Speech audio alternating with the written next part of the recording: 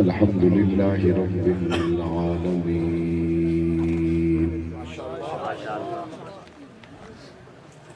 والعاقبة للمتقين والصلاة والسلام على أشرف الأنبياء والمرسلين وعلى آله وأصحابه ومن تبعهم أجمعين.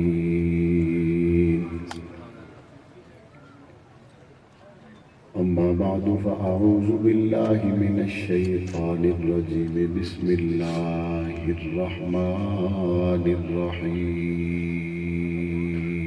ما شاء الله. وعد الله الذين آمنوا منكم وعملوا الصالحات ليستخلفنهم في الأرض كما استخلف الذين من قبلهم وليمكنن لهم دينهم الذي ارتضى لهم وليبدلنهم من بعد خوفهم أمنا. قال رسول الله صلى الله عليه وسلم: عليكم بسنتي وسنة الخلفاء الراشدين المهديين، أو كما قال عليه الصلاة والسلام. صدق الله العظيم وصدق رسوله النبي الكريم، ونحن على ذلك لمن الشاهدين والشاكرين والحمد لله رب العالمين. واجب الاحترام، قابل صد احترام حضرات علماء اکرام، بزرگان دین، نوجوانان اہل سنت، معززین علاقہ، سلطان پور کے علاقہ میں چاند ستارے کانفرنس میں آپ حضرات سے مخاطب ہونے کا موقع مل رہا ہے. آپ کا جوش، جذبہ، ولولہ ہر آنے والے دن میں جو بڑھتا جا رہا ہے وہ اس بات کی واضح دلیل ہے کہ ہمارے پیش نظر دنیاوی مقصد ہے ہی کوئی نہیں. ہمارے پیش نظر صرف اور صرف گنبد خضرا کے مکینوں کی عزت کی بات ہے. اور جہاں عنوان اتنا عظیم ہو وہاں ہر گزرتے وقت کے ساتھ تعداد میں، جذبوں میں، تعداد میں اضافہ تو ہو سکتا ہے، کمی نہیں ہو سکتی. خوبصورت کانفرنس کے انعقاد پر تمام ہی احباب کو مبارکباد پیش کرتا ہوں، اور ہمارے جن احباب نے اس کو سجانے میں، منعقد کرنے میں شب و روز محنت اور کوشش کی، تمام کے لیے دعا گو ہوں. اللہ تعالیٰ اپنی شان کے مطابق سب کو دونوں جہانوں میں بدلہ عطا فرمائے. سامعین محترم، دنیا کے اندر بہت سے لوگ ہیں جو اپنے آپ کو اسلام سے بیزار بتلاتے ہیں، اور دنیا میں کروڑوں اربوں کی تعداد میں ایسے لوگ بھی ہیں جو اپنے آپ کو اہل اسلام بتلاتے ہیں. جب مسلمانوں کے اندر کوئی شخص جھانک کر دیکھتا ہے تو کوئی ہے جو قرآن کی بات کر رہا ہے، تو کوئی ہے جو حضور علیہ السلام کے فرمان کی اور حضور کی ختم نبوت کی بات کر رہا ہے، کوئی ہے جو حضور کے صحابہ کی عزت اور عظمت کی بات کر رہا ہے، اور کوئی ہے جو حضور کے اہل بیت کی عزت اور عظمت کی بات کر رہا ہے. تو دیکھنے والا مسلمان کبھی بھی یہ نہیں سوچتا کہ خدا نخواستہ جس نے قرآن کی بات کی شاید وہ قرآن کی بات کرتا ہے لیکن اس کے دل میں حضور کے فرمان کا احترام نہیں ہے. دیکھنے والوں میں کبھی بھی کوئی مسلمان یہ نہیں سوچتا کہ جس شخص نے حضور کے اہل بیت کی عزت کی بات کی ہے شاید خدا نہ خواستہ وہ حضور کے صحابہ کے بارے میں محبت نہیں رکھتا۔ دیکھنے والا کبھی بھی یہ گمان نہیں کرتا کہ جو شخص حضور کے اہل بیت سے محبت کرے یا حضور کے اصحاب سے محبت کرے تو شاید وہ حضور علیہ السلام کے ساتھ جڑی ہوئی دیگر نسبتوں سے بغاوت کر رہا ہے۔ لیکن جب مزید قریب ہو کر دیکھا گیا تو لوگ حیران اور پریشان ہو گئے۔ انہوں نے کہا جناب ایک طبقہ موجود ہے جو اپنے آپ کو اہل بیت سے محبت کا دعوے دار بتلاتا ہے اور اس کا یہ دعویٰ بھی ہے کہ میں مسلمان ہوں،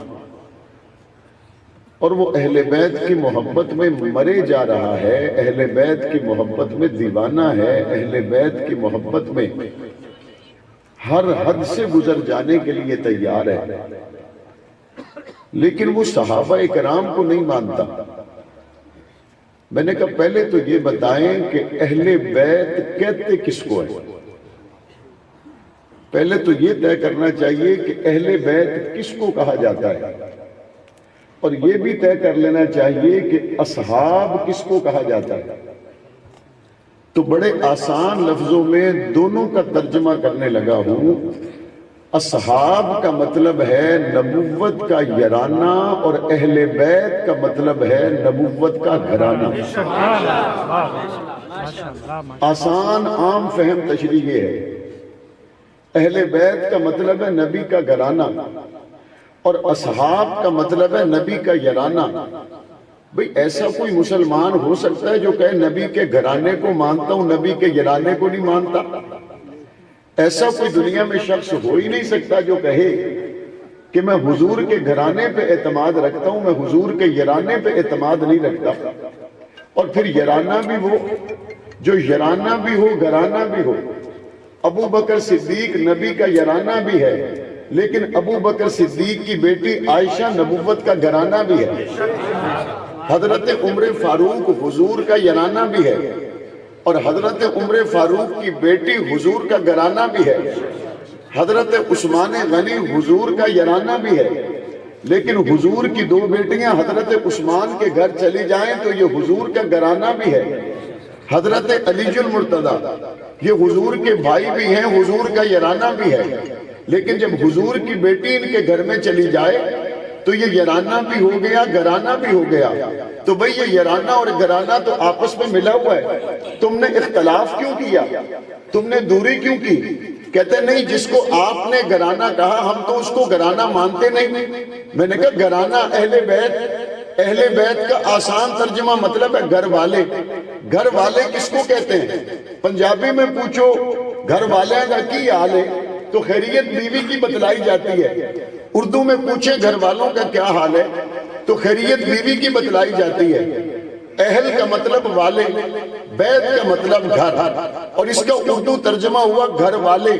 میں نے کہا بھئی حضور کے گھر والے تو حضور کی بیویاں ہیں، حضور کے گھر والے تو حضرت خدیجہ ہیں، حضور کے گھر والے تو حضرت سودا ہیں، حضور کے گھر والے تو حضرت عائشہ ہیں، حضور کے گھر والے تو حضرت حفصہ ہیں، حضور کے گھر والے تو حضرت جویریہ ہیں، حضور کے گھر والے تو حضرت میمونہ ہے، حضور کے گھر والے تو حضرت زینب ہے، حضور کے گھر والے تو حضرت ماریہ ہے، حضور کے گھر والے تو حضور کی بیویاں ہیں۔ کہتے نہیں میں ان کو حضور کے گھر والے نہیں مانتا۔ میں نے کہا کن کو مانتے ہو؟ کہتے حضور کے اہل بیت سے مراد ہے حضرت علی، حضور کے اہل بیت سے مراد ہے حضرت حسن، حضور کے اہل بیت سے مراد ہے حضرت حسین، حضور کے اہل بیت سے مراد ہے حضرت فاطمہ اور حضرت علی اور حسن و حسین۔ میں نے کہا اگر آج کے دور میں کسی کو کہا جائے گھر والوں کا کیا حال ہے تو کیا وہ اپنے بیٹی کی خیریت بتاتا ہے، نواسوں کی خیریت بتاتا ہے، داماد کی خیریت بتاتا ہے؟ کہتے نہیں جناب وہ تو بیوی کی خیریت بتاتا ہے۔ میں نے کہا قرآن مجید میں پڑھیں حضرت ابراہیم اور حضرت سارہ، حضرت ابراہیم کی عمر 100 سال سے زیادہ اور حضرت سارہ کی عمر 90 سال سے زیادہ، دونوں کے پاس بیٹی بھی کوئی نہیں بیٹا بھی کوئی نہیں. فرشتے آئے آ کے گفتگو کی. حضرت ابراہیم علیہ السلام کو کہا اللہ تعالیٰ آپ کو بیٹا عطا کرنا چاہتے ہیں. حضرت ابراہیم علیہ السلام کی عمر 100 سال سے زیادہ, بیٹا بیٹی کوئی نہیں. حضرت سارہ کی عمر 90 سال سے زیادہ, بیٹی بیٹا کوئی نہیں. فرشتے آئے ان بوڑھوں کو خوشخبری دینے کے لیے کہ اللہ تعالیٰ آپ کو بیٹا عطا فرمائیں گے. حضرت سارہ نے مارے تعجب کے سر میں ہاتھ مارا اور کہا کہ میں اس بوڑھی عمر میں بچہ جنوں گی؟ یہ ابراہیم بوڑھے ہو گئے اس عمر میں اور میں بوڑھی ہو گئی, بانج ہو گئی, اس عمر میں مجھے بچہ پیدا ہوگا؟ تو قرآن کی آیت فرشتوں نے کیا کہا؟ قالوا اتعجبین من امر اللہ رحمت اللہ وبرکاتہ علیکم اہل البیت. یہاں پر اہل البیت سے مراد قرآن مجید نے حضرت ابراہیم کے نواسوں کو نہیں بتایا. یہاں اہل البیت کہہ کے قرآن مجید نے حضرت ابراہیم کے داماد اور بیٹی کو نہیں کہا. یہاں اہل البیت کہہ کر قرآن مجید نے حضرت ابراہیم کی بیوی کا تذکرہ کیا. تو بات سمجھ میں آ گئی. قرآن جب بھی اہل بیت کہتا ہے اس سے مراد نبی کی بیوی ہوتی ہے. وَقَرْنَ فِي بُيُوتِكُنَّ وَلَا تَبَرَّجْنَ تَبَرُّجَ الْجَاهِلِيَّةِ الْأُولَىٰ. آگے بڑھتے چلے جائیں. انما یرید اللہ لیذہب عنکم الرجس اہل البیت ویطہرکم تطہیرا. قرآن مجید پڑھنے والے اس بات کو جانتے ہیں جب بھی قرآن اہل بیت کہتا ہے اس وقت مراد قرآن مجید کی نظر میں نبی کی بیوی ہوتی ہے. یہاں پر قرآن مجید میں سورہ احزاب میں اہل البیت کہہ کر پاک پیغمبر کی بیویوں کی عظمت کو بیان کیا گیا. جواب دینے والا جواب دیتا ہے. جناب حضور علیہ السلام نے حضرت علی, حضرت فاطمہ, حضرت حسن, حضرت حسین کے اوپر کملی مبارک رکھی اور فرمایا یہ میرے اہل بیت ہے. میں نے کہا عقل کے اندے جو پہلے سے سٹیج پر بیٹھا ہو اس کو سٹیج پہ نہیں لایا جاتا, جو نیچے ہو سٹیج پر اس کو لایا جاتا ہے. حضور نے یہ دعا دے کر وہ مقام اور مرتبہ اور وہ اعزاز جو اہل بیت کے پاس پہلے قرآن مجید کی شکل میں موجود تھا, پاک پیغمبر نے وہ اعزاز, وہ مقام اور مرتبہ اور اس دعا کے اندر اپنے نواسوں اور اپنے داماد کو شامل کر لیا.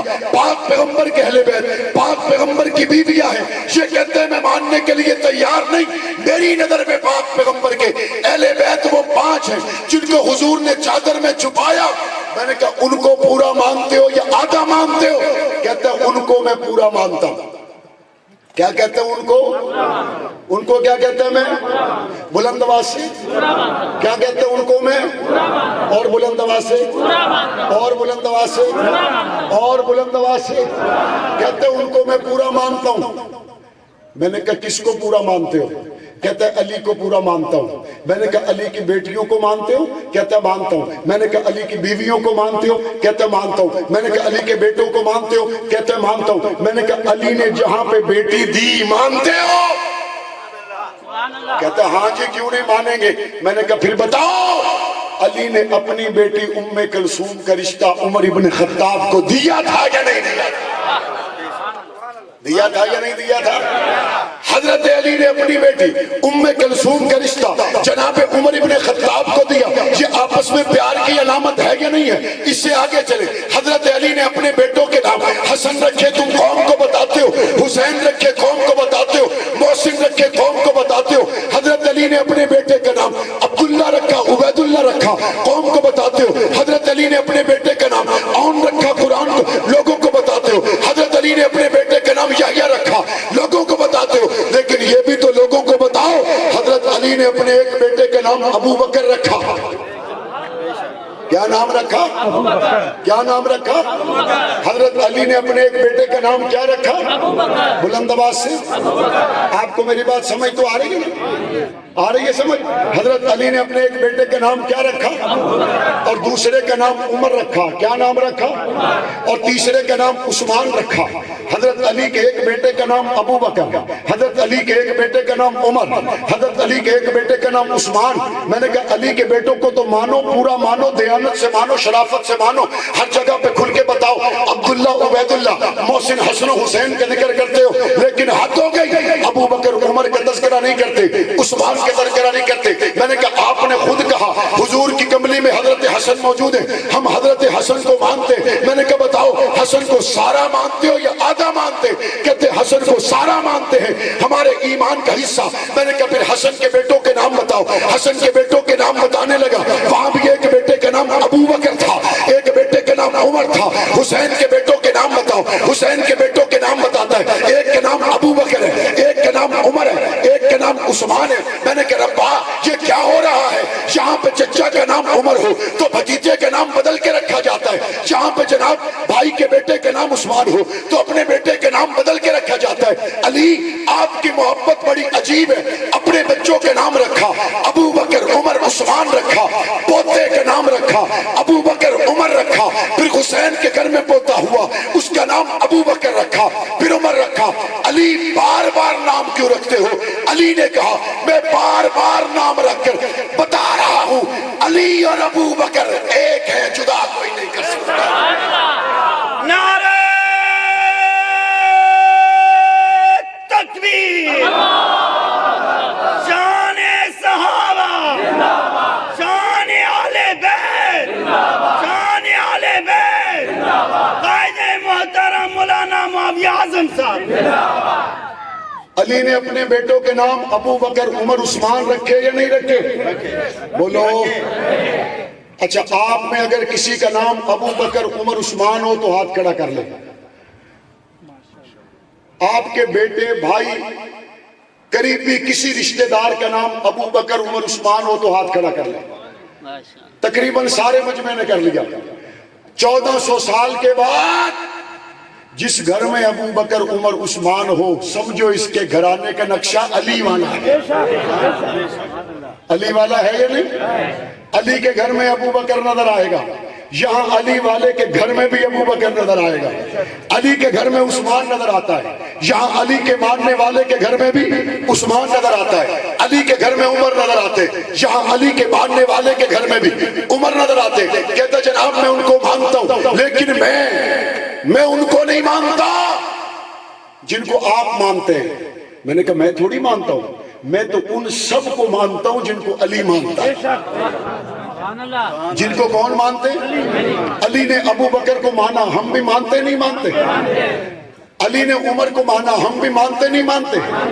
علی نے عثمان کو مانا، ہم بھی مانتے نہیں مانتے؟ کہتے جی پھر وہ معاویہ نے تو علی سے جنگ کی۔ میں نے کہا تم موجود تھے یا حسن موجود تھے؟ کہتے ہیں معاویہ اور علی کی تلوار چل گئی۔ میں نے کہا تم موقع پہ تھے یا حسین موقع پہ تھے؟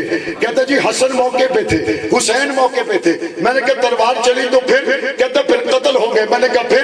کہتے پھر جنازے گر گئے۔ میں نے کہا پھر؟ کہتے پھر جنازے اٹھ گئے۔ میں نے کہا پھر؟ کہتے پھر کئی دن جنگ چلی۔ میں نے کہا پھر؟ کہتے اتنے ہزار لوگ شہید ہو گئے۔ میں نے کہا پھر؟ کہتے اس کے بعد پھر صلح ہو گئی۔ میں نے کہا پھر؟ اس کے بعد پھر کیا ہوا؟ کہتے صلح ہو گئی۔ اب یہ کہنا یہ چاہتا ہے کہ علی کے بیٹوں نے صلح کی ہے لیکن میں صلح کرنے کے لیے تیار نہیں۔ یہ کہنا چاہتا ہے کہ علی کے بیٹوں سے زیادہ میں غیرت مند ہوں۔ یہ یہی کہنا چاہتا ہے کہ علی کے بیٹوں کو وہ بات نظر نہیں آئی جو ہمیں نظر آئی۔ یہ یہی کہنا چاہتا ہے جو بصیرت علی کے بیٹوں کی تھی وہ کسی اور کے نہیں تھی۔ میں نے کہا مسلم کی حدیث تو پاک پیغمبر نے کیا فرمایا؟ فرمایا میرا یہ بیٹا حسن سردار ہے اور یہ دو مسلمان گروہوں میں صلح کروائے گا۔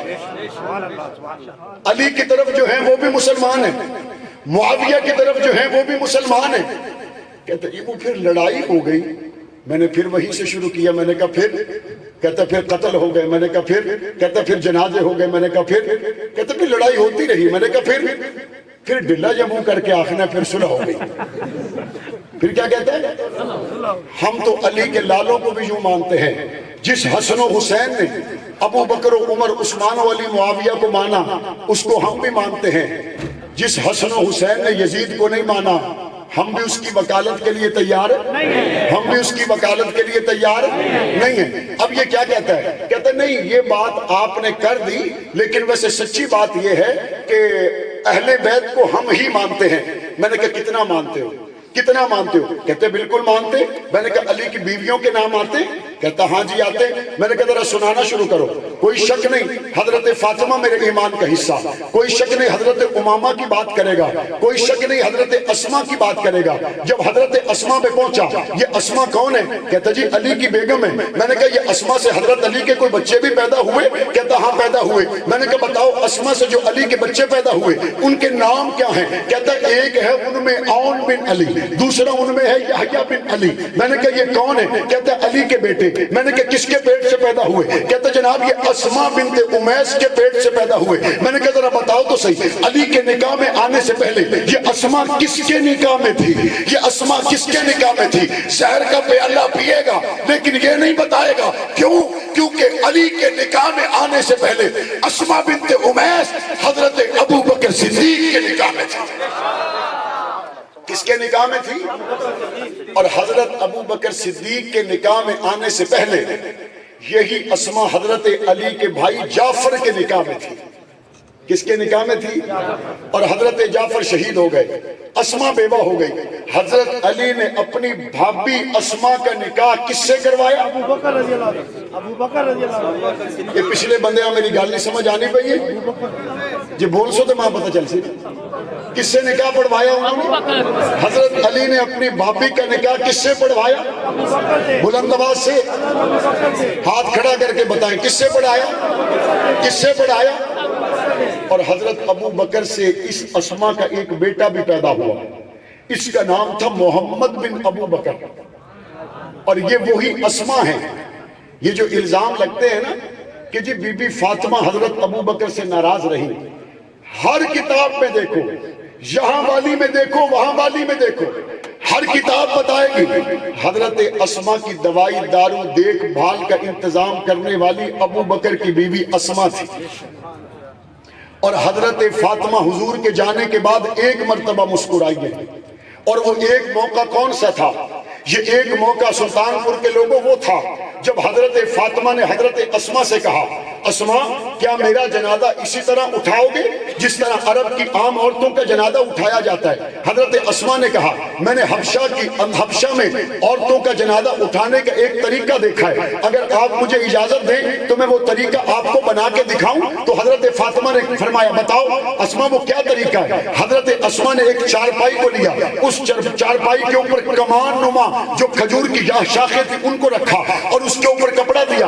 حضرت فاطمہ کو بتلایا کہ جب اس طرح کسی عورت کے بدن کے اوپر کمان نما شاخیں ڈال دی جائیں اور اس کے اوپر کپڑا ڈال دیا جائے، اس سے اس عورت کا بدن جنازے کی حالت میں ظاہر نہیں ہوتا۔ حضور کے جانے کے بعد حضرت فاطمہ صرف ایک مرتبہ مسکرائی، اور یہ مسکرانے کا موقع وہ تھا جب حضرت فاطمہ کو حضرت اسما نے وہ چارپائی بنا کے دکھائی۔ حضرت اسما کی چارپائی کو تیار کرنے والی بھی ابو بکر کی گھر والی ہے، حضرت اسما کے کفن دفن کا انتظام کرنے والے بھی ابو بکر کی گھر والی ہے، غسل دینے والی بھی ابو بکر کی گھر والی ہے، ان کی بیمار پرسی کرنے والی بھی ابو بکر کی گھر والی ہے۔ ہاں جب جنازہ پہنچا حضرت ابو بکر صدیق نے جناب علی سے کہا علی بیوی تمہاری ہے، ماں حسن حسین کی ہے، بیٹی نبی کی ہے، آگے ہو جاؤ جنازہ پڑھاؤ۔ جناب علی نے جواب دیا میں نے پاک پیغمبر کا یہ فرمان سن رکھا ہے جس جماعت میں ابو بکر موجود ہو اس جماعت میں کسی کے لیے جائز نہیں امامت کے مصلی پہ آ جائے، بیٹی نبی کی ہے، بیوی علی کی ہے،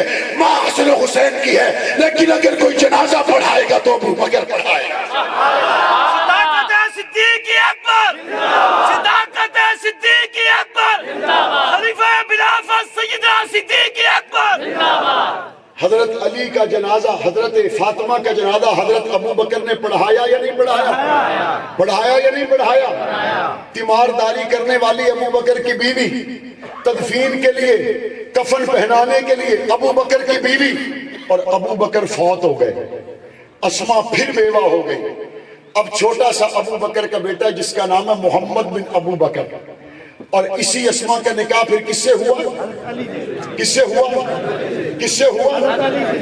ابو بکر کا بیٹا ہے، علی کے گھر پل رہا ہے،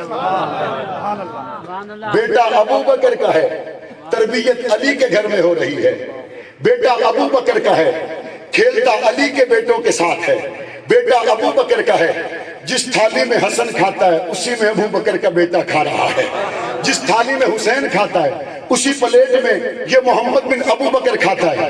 آگے چلیے، اسی ابو بکر کی ماں کے پیٹ سے حضرت علی کا بیٹا اون پیدا ہوا، حضرت علی کا بیٹا یحییٰ پیدا ہوا۔ یہ حضرت علی کا حضرت ابو بکر کے ساتھ پیار محبت تعلق نہیں ہے تو اور کیا ہے؟ کہتے ہیں میں نہیں مانتا۔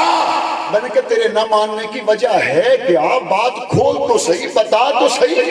کہتا بات اتنی ہے، ابو بکر نے نبی کی بیٹی کو باغ فدق میں حصہ نہیں دیا، اس لیے میں ناراض ہوں کہ نبی کی بیٹی ناراض تھی تو میں بھی ناراض ہوں۔ نبی کی بیٹی حصہ مانگنے کے لیے گئی تو ابو بکر نے حصہ نہیں دیا۔ جاءت کا صیغہ بھی آتا ہے، ارسلت کا بھی آتا ہے۔ ارسلت کا مطلب ہے بندہ بھیجا، جاءت کا مطلب ہے خود گئی۔ اچھا کہتا ہے حضرت ابو بکر کے دربار میں بی بی 3 گھنٹے کھڑی رہی۔ پہلے تو مجھے دربار ثابت کرو کہ ابو بکر کا دربار تھا کدھر، دربار تھا کدھر؟ وہ دربار تو وہی مسجد نبوی تھی، اور مسجد نبوی کے اندر تو حضرت علی کا گھر کا دروازہ کھلتا تھا، تو جانا کتنے پہنا ہے؟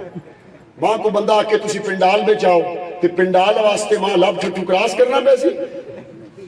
یہ سٹیج ہے، یہ سٹیج ہے، وہ پنڈال ہے، یہ مسجد ہے اور یہ فاطمہ کا گھر ہے۔ پہلے تو کھڑا ہونا ثابت کرو، گئی نہیں۔ اور اگلی بات، حضرت فاطمہ ایک مرتبہ حضور کے پاس گئی تھی اور بھیجا حضرت علی نے تھا، اور کیا کہہ کے بھیجا تھا؟ فاطمہ چکی پیستی ہو، حالات ہمارے گھر کے کمزور ہیں، جاؤ تمہارے بابا لوگوں کو غلام تقسیم کر رہے ہیں، ایک غلام تم بھی لے آؤ، ذرا زندگی آسان ہو جائے گی۔ حضرت فاطمہ چلی گئی، حضور علیہ السلام کے دربار میں عرض کی ایک غلام ہمیں بھی دے دے، ہمارے بھی لیے بھی آسانی ہو جائے۔ حضور نے صرف اتنی بات فرمائی، بیٹی غلام دے دوں یا تسبیح بتا دوں؟ غلام دے دوں یا تسبیح بتا دوں؟ حضرت فاطمہ نے عرض کی نہیں یا رسول اللہ وہ بتائیں نا جو دنیا آخرت میں میرے کام آئے۔ غربت بھول گئی، پریشانی بھول گئی، وہ تسبیح لے کے آ گئی جس کو آج تک تسبیح فاطمی کہا جاتا ہے۔ تم سے بڑا حضرت فاطمہ کا گستاخ کون ہو سکتا ہے؟ وہ جو فاطمہ چکی کو پیس کے گزارا کرے لیکن تسبیحاں پڑھتی رہے، جو فاطمہ تسبیحاں پڑھ کے اللہ کی عبادت میں ساری رات گزار دے لیکن دنیا کے مال کی طرف آنکھ بھر کے نہ دیکھے۔ تم نے حضور کی اس بیٹی پہ الزام لگایا کہ وہ باغ کے ٹکڑے کے لیے ناراض ہو گئی۔ اگلی بار کہتا ہے کہ جناب انصاف نہیں ہوا، انصاف نہیں ہوا۔ یہاں علماء کرام بیٹھے ہوئے، اسٹیج پر بھی ہیں، پنڈال میں بھی ہیں، ان سے پوچھ لیجئے گا، بلکہ فیصلہ بھی ادھر کروا دیتا ہوں۔ خاوند فوت ہو جائے تو خاوند کی جائیداد سے بیوہ کو حصہ ملتا ہے یا نہیں ملتا؟ علماء کرام ہاتھ چاہو نا ذرا جڑے آخ دن ملتا ہے، ملتا ہے نہیں ملتا؟ خاوند فوت ہو گیا، بیوی کو حصہ ملتا ہے یا نہیں ملتا؟ بیوی کو حصہ ملتا ہے۔ ابو بکر کی بیٹی عائشہ حضور کے نکاح میں تھی یا نہیں تھی؟ اگر تو ابو بکر نے اپنی بیٹی کو حصہ دے دیا، نبی کی بیٹی کو حصہ نہیں دیا۔ اگر تو عمر نے اپنی بیٹی حفصہ کو حصہ دے دیا، نبی کی بیٹی کو حصہ نہیں دیا، پھر تو ابو بکر نے بھی ظلم کیا، عمر نے بھی ظلم کیا۔ لیکن اگر ابو بکر نے عائشہ کو بھی حصہ نہیں دیا، عمر نے اپنی بیٹی حفصہ کو بھی حصہ نہیں دیا، اور نبی کی بیٹی فاطمہ کو بھی حصہ نہیں دیا، تو اس کا مطلب ہے انہوں نے من چاہی نہیں، انہوں نے رب چاہی کی ہے۔ اور وہ حضور علیہ السلام کا فرمان صحابہ کے کانوں میں موجود تھا۔ میرے نبی نے فرمایا انبیاء کی میراث دراہم اور دنانیر نہیں، انبیاء کی میراث علم ہے۔ اسی اصول کے تحت حضرت ابو بکر صدیق کی بیٹی حضرت عائشہ حضور کی گھر والی مومنوں کی ماں کو بھی حصہ نہیں ملا، حضرت عمر کی بیٹی حضرت حفصہ مومنوں کی ماں ان کو بھی حصہ نہیں دیا گیا، نبی کی بیٹی کو بھی حصہ نہیں دیا گیا۔ اگلا الزام لگانے والا الزام لگاتا ہے اور کہتا ہے جناب حضرت فاطمہ کو حصہ بھی نہیں دیا، اور حصہ مانگنے کا جرم یہ بنا حضرت فاطمہ پر دروازے کو گرا دیا گیا، حضرت فاطمہ کے دروازے کو آگ لگا دی گئی، وہ دروازہ حضرت فاطمہ کے بازو پہ لگا، بازو ٹوٹ گئی، وہ دروازہ حضرت فاطمہ کے پیٹ پر لگا، پیٹ میں بچہ تھا وہ فوت ہو گیا، حضرت فاطمہ خونو خون ہو گئی، اور جناب حضرت فاطمہ کا اسی تکلیف میں جنازہ اٹھا۔ میں نے کہا مجھے بتاؤ جب یہ سارا واقعہ ہوا اس وقت حضرت علی کہاں تھے؟ کہتا جی علی وہی تھے۔ میں نے کہا جس علی کو میں مانتا ہوں وہ ہے جو مرحب کا سر اتار دے، خیبر کا در اکھاڑ دے۔ ہم اس علی کو مانتے نہیں مانتے؟ مانتے نہیں مانتے؟ تو تم یہ کہنا چاہتے ہو کہ نبی کی بیٹی کو دھکے لگے، تم یہ کہنا چاہتے ہو کہ نبی کی بیٹی کا بازو ٹوٹا، تم یہ کہنا چاہتے ہو نبی کی بیٹی خون میں نہا گئی، لیکن علی کی غیرت جوش میں نہ آئی؟ یہ علی کے ساتھ بھی تمہارا محبت کا رشتہ نہیں، بلکہ یہ علی کی بھی توہین کی ہے، یہ حضرت فاطمہ کی بھی توہین کی ہے۔ تو اس ساری کاستانی سے جو بات سمجھ میں آئی وہ صرف اتنی ہے، تم نہ اہل بیت والے ہو، نہ تم صحابہ والے ہو، نہ تم ابو بکر والے ہو، نہ تم علی والے ہو، نہ ان کے دل میں نبی کی ازواج کا احترام ہے، نہ نبی کی بیٹیوں کا احترام ہے، نہ نبی کے بیٹوں کا احترام ہے، نہ کربلا کے شہیدوں کا احترام ہے، نہ حضور پر اترنے والے قرآن کا احترام ہے۔ جس کے دل میں حضور کے مصلی کے وارث کا احترام نہیں ہے، مسلمانوں کی نظر میں پھر اس کا احترام بھی ہو سکتا کئی بندے اساں سمجھان واسطے بڑیاں نرم نرم تے سونیاں سونیاں گلاں کر دیں، آخدے جی مولانا صاحب ذرا ٹھنڈیاں گلاں کرو، یہ کافر دیاں مشیناں لانیاں اچھی گل نہیں۔ میں کہ کس مشین لائیے؟ وہ جی کافر لوگاں وا بنانا، اللہ نے رسول نے فرمایا اگر کسے مسلمان بندیاں کوئی بندہ کافر آکھے تو وہ مسلمان کافر آکھنے والا کہ ہوئے نا، بولو کہ ہوئے نا، بولو اور بلند آواز سے، یہ حضور کا فرمان ہے۔ کس کا فرمان ہے؟ اچھا، وہ جو کوئی مسلمان کو کافر کہے اور وہ کافر ہو جائے، یہ جس مسلمان کو اس نے کافر کہا ہے وہ مسلمان پنڈی کا بھی ہو سکتا ہے، حسن عبدال کا بھی ہو سکتا ہے، وہ جناب شادی تواڈے ویسے نہ بھی ہو سکنا، شادی دا بھی ہو سکنا، وہ جناب تواڈے شکر درے دا بھی ہو سکنا، حضروں دا بھی ہو سکنا۔ اس مسلمان اگر کوئی بندہ کافر آکھے تے کافر آکھنے والا آپ بھی کافر ہونا ہے۔ ایمان دسو بھی حضروں والے کسی مسلمان نے کول اپنے ایمان نہ سرٹیفکیٹ ہے وے نہیں، اس کے باوجود کہنے والا پنڈی کے مسلمان کو کوئی کافر کہے تو کافر کہنے والا، حالانکہ اس کے پاس اپنے مسلمان ہونے کا سرٹیفکیٹ موجود نہیں ہے۔ جس ابو بکر کی ہم بات کر رہے ہیں اس کے پاس اپنے ایمان کا سرٹیفکیٹ موجود ہے۔ اگر پنڈی اور اسلام آباد کے، کراچی اور ایبٹ آباد کے عام مسلمان کو کوئی کافر کہنے سے مسلمان نہیں رہتا، کوئی میرے نبی کے مصلی کے وارث ابو بکر صدیق جس کی صحابیت پر اللہ کا قرآن گواہ ہے، نبی کا فرمان گواہ ہے، جو اس پکے سچے مسلمان کو کافر کہے، بتاؤ وہ پکا کافر ہوتا یا نہیں ہوتا؟ ابو بکر کو کافر کہنے سے بندہ مسلمان ہو سکتا، عمر کو کافر کہنے سے بندہ مسلمان رہ سکتا، عثمان اور علی کو کافر کہنے سے بندہ مسلمان رہ سکتا۔ بلند آواز سے اور بلند آواز سے، محرم الحرام میں اسلام آباد کی سرزمین پر ہزاروں کا مجمع لگا کر میرے نبی کے مصلی کے وارث حضرت ابو بکر صدیق کی تکفیر کی گئی۔ آج لوگ کہتے ہیں علاقائی مسئلے، اہل حدیث مولوی، بریلوی اور دیوبندی مولوی اپنی مسجد کا مصلی کسی دوسرے مسلک والے کو نہیں دیتا۔ بریلوی ہو، دیوبندی ہو، اہل حدیث ہو، یہ مسلک کے مصلی کی بات نہیں، یہ نبی کے مصلی کی بات ہے۔ ہم اس ملک کے اندر یہ چاہتے ہیں جو صحابہ اور اہل بیت کا گستاخ ہو اس کے لیے سزائے موت کا قانون بنے۔ ہم اس ملک میں چاہتے ہیں جس کے دل میں نبی کے یاروں کا احترام نہیں، جس کے دل میں نبی کے گھرانے کا احترام نہیں، وہ مسلمانوں کے اندر فرقہ واریت کی داغ بیل رکھنے کا اصل بنیاد اور سبب وہ ہے، اس کی حوصلہ شکنی حکومت کو قانون سازی کر کے کرنی چاہیے یا نہیں کرنی چاہیے؟ پنجاب اسمبلی میں ایک بل پیش ہوا، تحفظ بنیاد اسلام بل۔ آپ میں سے بہت لوگوں نے اس بل کو پڑھا بھی ہوگا، میں اس کے 2-4 حصوں کو آپ کے سامنے رکھ دیتا ہوں۔ اس بل میں کیا تھا کہ جہاں پہ حضور کا نام نامی اس پہ گرامی آئے وہاں خاتم النبیین لکھنا ضروری ہے۔ اس بل میں یہ تھا جہاں حضور کی ازواج کا نام آئے وہاں ام المومنین لکھنا ضروری ہے، جہاں خلفائے راشدین کا نام آئے وہاں خلیفہ راشد اور آخر میں رضی اللہ تعالیٰ عنہ لکھنا ضروری ہے، جہاں حضور کی بیٹیوں کا ذکر آئے بیٹوں کا ذکر آئے وہاں پہ رضی اللہ تعالیٰ عنہ لکھنا ضروری ہے۔ ایک طبقے نے کہا جی ہمارے نزدیک علیہ السلام لکھنے میں زیادہ احترام ہے۔